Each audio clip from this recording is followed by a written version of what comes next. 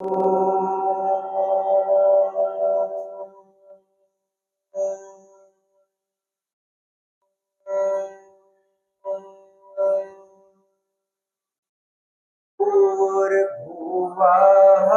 स्वः तत्सवितुर्वरेण्यं भर्गो देवस्य धीमहि धियो यो नः प्रचोदयात्।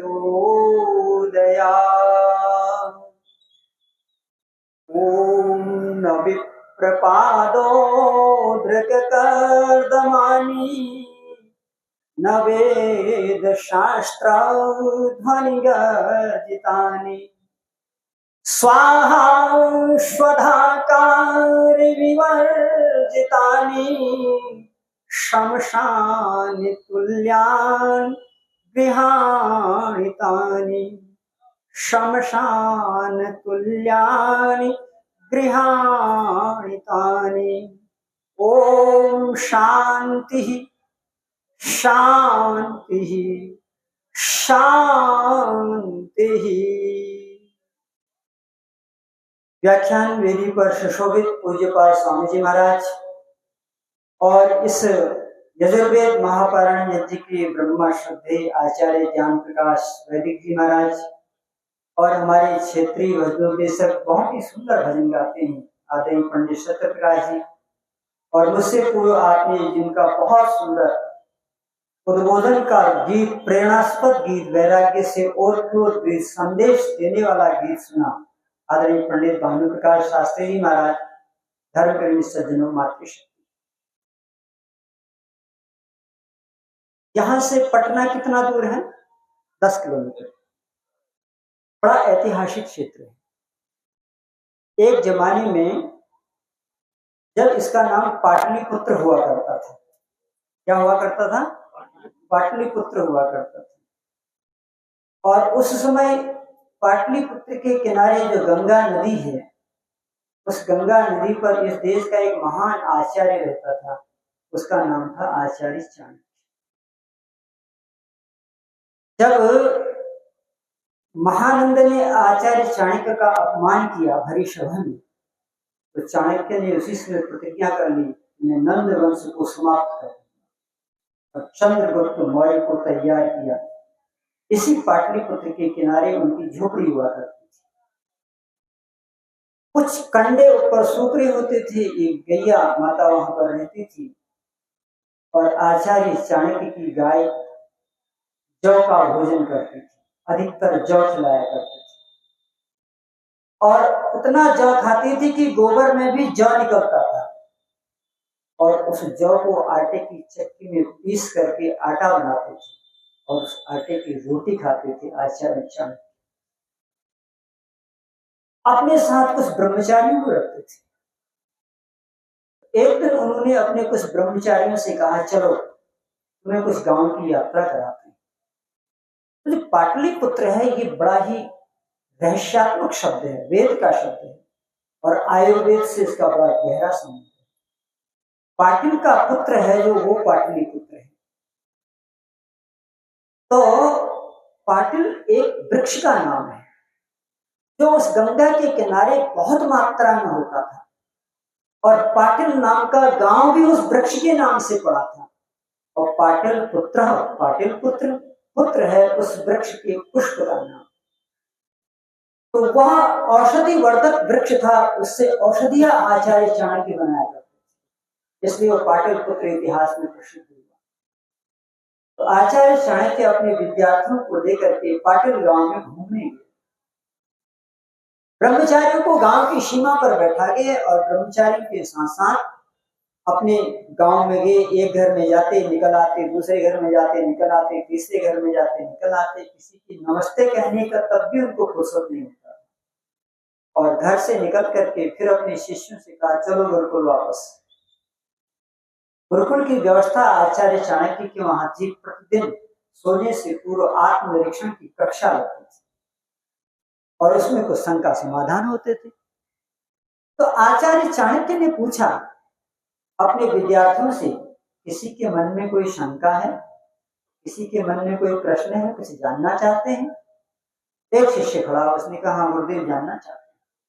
क्या जानना चाहते हो? कि प्रातःकाल आप ग्राम भ्रमण के लिए सबको ले गए थे, लेकिन आपने हमको गांव की सीमा पर ही रोक दिया और सुना है आप घरों में गए बाहर निकल आए, गए बाहर निकल आए, किसी के घर में अन्न ग्रहण नहीं किया, जल ग्रहण नहीं किया, इसका क्या रहस्य? आप ध्यान से सुनिएगा। तो आचार्य चाणक्य कह रहे थे कि मैं यह देखने गया था किसके घर में स्वर्ग है और किसके घर में नरक है। यह देखने के लिए मैं गया था कि पता लगा कि हाँ पता लगा कि किसके घर में स्वर्ग है और कहाँ नरक है। तब आचार्य चाणक्य ने ये बात लिखी जो मैं आपको सुनाने जा रहा हूं। न विप्रपादो दृक्कर्दमानि न वेद शास्त्र ध्वनि गर्जितानि। आचार्य चाणक्य कहते हैं कि जिनके घरों में विप्रों के चरण धोने से आंगन गीले नहीं होते। आजकल भी आंगन गीले होते हैं कब? जब होली आती है, कचरा सारा फेंक दिया जाता है मकानों में, इधर से उधर गीला ही गीला हो जाता है। लेकिन आचार्य चाणक्य कहते हैं विप्र, आप जानते हो ये दुनिया का बहुत ही सुपर शब्द है, जीनियस शब्द है, इससे बड़ा शब्द संस्कृत साहित्य कोश में नहीं है। विप्र, इस शब्द की विशेषता यह है कि यह शब्द दो उपसर्गों से मिलकर बना है। पूरे शब्द में उपसर्ग ही उपसर्ग हैं। पहला उपसर्ग है वि और दूसरा उपसर्ग है प्र। विप्र, जिसकी प्रज्ञा बहुत ही विशेष हो, जो मेधावी हो, रितंबरा बुद्धि जिसके पास हो, ऐसे व्यक्ति को विप्र कहते हैं। और जब जब राष्ट्र के ऊपर संकट आता है यही विप्र राष्ट्र को उठाते हैं। लंका में भी एक विप्र गया था, इसके बारे में तुलसीदास ने लिखा, विप्र रूप धरी गए हनुमंता। हनुमान नाम था उसका, जिसको आप लोग कहते हैं वह बंदर था। क्या था?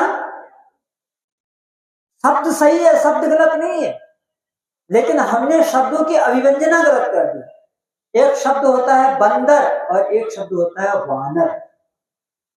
तो हनुमान जी बंदर तो नहीं थे, वानर थे। अगर बंदर कहेंगे तो लक्षणावृत्ति से निकलेगा, लेकिन वास्तव में वानर थे। अब बंदर और वानर में क्या अंतर होता है सुनो। बंदर उसे कहते हैं जो वन के अंदर रहता है। कहाँ रहता है?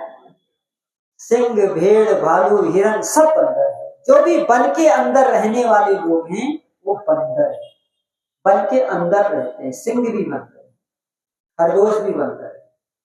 लेकिन बानर का अर्थ होता है बामन श्रेष्ठ नर मनुष्य, जिनका गुण कर्म स्वभाव श्रेष्ठ है।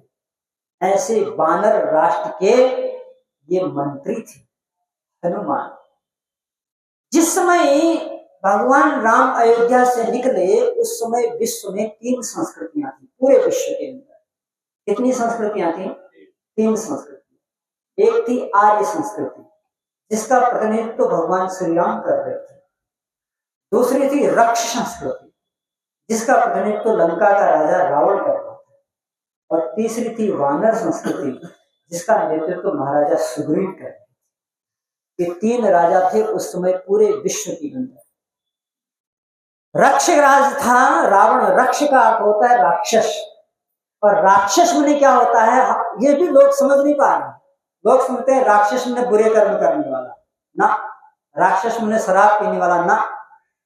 संस्कृत में एक धातु है रक्ष, उस रक्ष धातु से राक्षस शब्द बनता है। राक्षस का अर्थ होता है रक्षा करने वाला। क्या अर्थ होता है? मगर सबकी नहीं, केवल अपनी। जो केवल अपना उदर पालन पोषण करता हो, जो केवल अपने परिवार को देखता हो, केवल अपने राज्य को देखता हो, बाकी सब उसके लिए काफिर है, ऐसे लोगों को राक्षस कहा।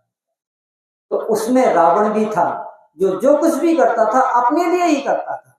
अहम वैश्वानरो भूत्वा, मुझसे बड़ा दुनिया के अंदर कोई है नहीं, ये अहंकार इसके अंदर आ गया था। तो राक्षस व्यक्ति की पहला पहचान है वो अभिमानी होता है, वो अहंकारी होता है। और रावण में ये गुण कूट कूट के भरा हुआ था। वो अपने आगे किसी की नहीं सुनता। दूसरी थी वानर संस्कृति। अब ये जो वानर संस्कृति है और जो आर्य संस्कृति है, इनके गुणकर्म स्वभाव मिलते जुलते थे। आर्य संस्कृति वाले भी वेद पढ़ते थे और वानर संस्कृति वाले भी वेद पढ़ते थे। हनुमान वेदों के प्रकांड विद्वान थे। इनका जो चिन्ह था, हर देश का एक चिन्ह होता है।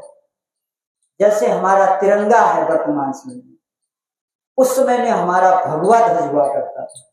वैसे वानर राष्ट्र का एक चिन्ह था जिसको संस्कृत में लांगूलम कहते हैं। वह एक ऐसा चिन्ह होता था जिसको वानर राष्ट्र के लोग अपनी पीठ पर बांध के चलते थे, अपने ध्वज को अपनी पीठ के बांध। उसी को विकृत करके रामचरितमानस में कह दिया गया कि इतना कपड़ा लपेटा, इतना कपड़ा लपेटा कि अयोध्या का सारा तेल खत्म हो गया, कुछ बचा ही नहीं। वहां लंका का सारा तेल ही खत्म हो गया, सब उसमें समेट दिया गया। ये अतिशयोक्ति अलंकार है। इसको समझिएगा, रामायण हमारा इतिहास ग्रंथ है और रामचरितमानस हमारा काव्य ग्रंथ है। इतिहास ग्रंथ में और काव्य ग्रंथ में बड़ा अंतर होता है। काव्य ग्रंथ में अलंकारों की छूट होती है, वहां एक से एक अलंकार है, संदेह अलंकार, अतिशयोक्ति अलंकार। तो ये सारी बातें वहां अतिशयोक्ति अलंकार में लिखी गई। हनुमान की पूंछ में लगत न पाई आग, तो लंका सारी जल गई, गए निशाचर। अभी आग लगे ही नहीं तो लंका जली कैसे? इसी का नाम है अतिशयोक्ति।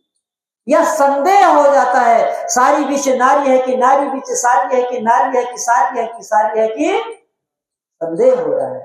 यह छूट होती है साहित्य में, तो साहित्य की वजह से उसकी विकृति होगी।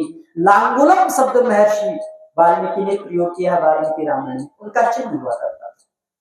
तो इस प्रकार से इन तीन संस्कृतियों में जो आर्य संस्कृति थी और जो वानर संस्कृति थी, दोनों में बड़ा आपस में प्रेम था और ये दोनों लोग विद्वान होते थे। तब आचार्य चाणक्य ने कहा, उसे विप्र कहते हैं। न विप्रपादो दृग कर्द मानी, जिनके घरों में विद्वानों का आना जाना नहीं होता। और मैं इसको एक बिल्कुल साधारण भाषा में कहता हूं, आप सुनेंगे बड़ा अच्छा लगेगा। मैं कहता हूं, यदि आपके घर में विद्वान नहीं आता है तो मूर्ख आता है, भले आप देख पाओ या न देख पाओ। यदि आपके घर में ब्रह्मचारी नहीं आ रहा है तो व्यभिचारी जरूर आता है, आप देख पाओ या न देख पाओ। यदि आपके घर में संत नहीं आता है तो आपके घर में कसाई जरूर आता है, आप देख पाओ या न देख पाओ, ये आपके ऊपर निर्भर करता है। और आचार्य चाणक्य इसकी पुष्टि करते हैं। घरों की शोभा विद्वानों से होती है। क्यों जानते हो? क्योंकि जब भी हमारे घर में कोई आता है तो कुछ न कुछ लेके आता है। हमारे रिश्तेदार आते हैं, फल फूल इत्यादि, वस्त्र इत्यादि लेके आते हैं। जब विद्वान आता है तो क्या लेके आता है? विद्या लेके आता है। क्या लेके आता है? और जहां विद्या होती है वहां अविद्या का नाश हो जाता है। श्री राम क्या कहते हैं? प्रत्येक को विद्या की वृद्धि और अविद्या का नाश करते रहना चाहिए। अविद्या का नाश कब होगा? जब विद्या आएगी। विद्या कब आएगी? जब विद्वान आएगा। विद्वान नहीं आएगा तो विद्या नहीं आएगी। इसलिए विद्वानों के घरों में चरण धोने से, हमारे वहां चरण बड़ा बड़ा महत्व था। और वैदिक संस्कृति कहती है कि चरण उसी के छूने चाहिए जिसमें आचरण हो। जिसके पास आचरण नहीं हो उसका चरण नहीं छूना चाहिए। और चरण छूने की हमारी एक वैदिक व्यवस्था थी। आज तो कोई चरण छूता ही नहीं। कोई तो राम राम कह रहा है, कोई तो जयशंकर जी कह रहा है, कोई तो घुटना ही छू ले रहा है, कोई तो हाथ दूर से कर रहा है, और जो स्कूटी पर है वो तो ऐसे सर करके कर ले रहा है। बड़ी विचित्र स्थिति। वैदिक व्यवस्था क्या है कि जिसके चरण आपको छूने हैं, जब आप उसके सामने जाएंगे तो उसके दाएं पैर में दायां हाथ, बाएं पैर में बायां हाथ, तब आपकी स्थिति ये हो जाएगी। इन भावों से जब आप विद्वानों के चरण स्पर्श करते हैं, आपको मालूम है विद्वानों के अंदर एक आकर्षण शक्ति सबके अंदर होती है, जिसे ऑरा कहते हैं अंग्रेजी में। आपने देखा होगा महापुरुषों का कैलेंडर जब लगाते हैं तो लोग एक सूर्य का चक्र बना लेते हैं, वही ऑरा सबके अंदर होता है। लेकिन विद्वान उस ऑरा को, उस दिव्य शक्ति को जागृत करते हैं। जब आप विद्वानों के चरण स्पर्श करते हैं तो आपकी जो अंगुलियां हैं, इन अंगुलियों में उसकी वो शक्ति प्रवेश करती है और आपके शरीर में दिव्यता के भाव पैदा हो जाते हैं, भक्ति के भाव पैदा हो जाते हैं, करुणा के भाव पैदा हो जाते हैं, वैराग्य के भाव पैदा हो जाते हैं। इसलिए आचार्य चाणक्य कहते हैं कि जिनके घरों में विद्वानों का आगमन नहीं होता, और आगे क्या कहते हैं, स्वाहा स्वधाकार विवर्तिता। जिन घरों से स्वाहा स्वाहा स्वाहा स्वाहा की ध्वनियां नहीं आती, और मैं कहता हूं जहां स्वाहा नहीं होता वहां हाहा होता है। क्या होता है? हाहा। स्वाहा का अर्थ होता है मंगल, स्वाहा का अर्थ होता है कल्याण, स्वाहा का अर्थ होता है जो मन में है, जो वाणी में है, वही व्यवहार में है। और हाहा का अर्थ होता है कष्ट, क्लेश, भाई भाई से लड़ रहा है, पति पत्नी से लड़ रही है, पिता पुत्र में लड़ रहा है, पड़ोसी पड़ोसी से लड़ रहा है, इसे हाहाकार। बोलो, घर में हाहाकार होना चाहिए या स्वाहाकार होना चाहिए? स्वाहाकार होना चाहिए। तो तब होगा जब पंडित जी जैसे विद्वान आएंगे, आचार्य वैदिक जी जैसे विद्वान आपके घर में आएंगे और स्वाहा स्वाहा की ध्वनियों का गुंजायमान करेंगे। आचार्य चाणक्य कहते हैं जिन घरों में विद्वान नहीं जाते, जहाँ स्वाहा स्वाहा की ध्वनियां नहीं होती हैं, शमशान तुल्यानि ग्रहाणि तानि, वो घर शमशान घाट के। अच्छा, शमशान घाट की क्या विशेषता है? आचार्य चाणक्य ने क्यों कह दिया शमशान घाट के समान होते हैं? शमशान घाट किसे कहते हैं? शमशान घाट उसे कहते हैं जो हमेशा शून्य रहता है, जहाँ कोई चेतना नहीं, जहाँ कोई ज्ञान नहीं, जहाँ कोई संवेदना नहीं। अगर कोई जाता भी है तो मर के जाता है, जीते जी वहां कोई जाता ही नहीं है। अगर कोई जाता भी है तो मर के जाता है, वो तो अलग बात है, वो मर के जाता है। इसलिए वो घर सुनसान हो जाते हैं, अर्थात वहां अविद्या का जाल फैल जाता है, काम क्रोध लोभ मोह से वो परिवार ग्रसित हो जाता है। और महात्मा कबीर ने बड़ा सुंदर अनुवाद किया इसका। वो कहता है, जीगर साधन पूजिए हरि की सेवा नाए, ते घर मरघट सार की भूत बसे तिन माए। इसलिए अपने यही भूत है। आप जानते भूत क्या होता है? छोटी सी बात कहते हैं, कहानी को विराम करेंगे। भूत का मतलब होता है वायु का प्रकोप। जब आपके घरों में यज्ञ नहीं होगा, हालांकि आज जो मकान हमारे बन रहे हैं ये वेद के प्रतिकूल हैं, वेद के अनुकूल मकान कहीं है ही नहीं। अथर्ववेद के अंदर ग्रह्य सूक्त आता है और उस ग्रह्य सूक्त में मकान बनाने की विधि बताई है कि मकानों के चारों कोनों में 4 दरवाजे होने चाहिए। एक दरवाजे से अतिथि आएगा, एक दरवाजे से विद्वान आएगा, एक दरवाजे से आतंकवादी काम सफाया करेंगे, एक दरवाजे से लक्ष्मी आएगी। और उन चारों दरवाजों के होने से जब सूर्य परिभ्रमण करता है पृथ्वी का, परिक्रमण और परिभ्रमण 2 गतियां होती है वायुमंडल के अंदर, उस गति के अनुसार सूर्य राउंड फिगर में आएगा। तो सूर्योदय से लेकर सूर्यास्त तक आपके घर में सूर्य की किरणें प्रवेश करेंगे। आज है नहीं, न पूर्व द्वार है, न पश्चिम द्वार है, न उत्तर है, न द्वार, जिसको जहां मिल रहा है वहां द्वार खोल रहा है। अब सूर्य की किरणें अंदर जाती नहीं, हवन घर में होती नहीं, तो जो वायु होगी वो दूषित होगी और उसी वायु से सर्दी जुकाम खांसी बुखार, क्या कहते हैं, ब्रेन हेमरेज, टेंशन, तनाव, डिप्रेशन, ये सब वायु दोष के कारण। इसलिए ये जो अग्नि है ना, सूर्य से पुत्र, हम वेद में इसको सूर्य का पुत्र कहा गया है। अगर कहीं निमंत्रण होता है, पिता नहीं जाता है तो पुत्र को भेज देते हैं ना, निमंत्रण मान लिया जाता है। यदि आपके घर में सूर्य की रोशनी नहीं जा रही है तो ये सूर्य के पुत्र को घर में ले जाएगी, जब उसकी रोशनी जगेगी तो आपके घर जगमगा जाएंगे। और ये सौभाग्य है, आज का अवसर है, मैं कहना चाहूंगा, मुझसे रहा नहीं जा रहा है, इस बार जितने विद्वान बुलाए गए हैं सब यादव है। पंडित जी, एक नई व्यवस्था यहाँ पर कायम हुई है। जितने भी विद्वान आए सब, ये जो विद्वान केवल मंच से बोल नहीं रहे, आज उनके घर जाइए, उनके घर में प्रतिदिन होता है। तो यज्ञ ही घर को स्वर्ग बनाता है। आइए, आज आपने इस विषय को सुना, लाभ उठाया, हम इससे प्रेरणा में अपने घरों को यज्ञ से स्वर्ग बनाए।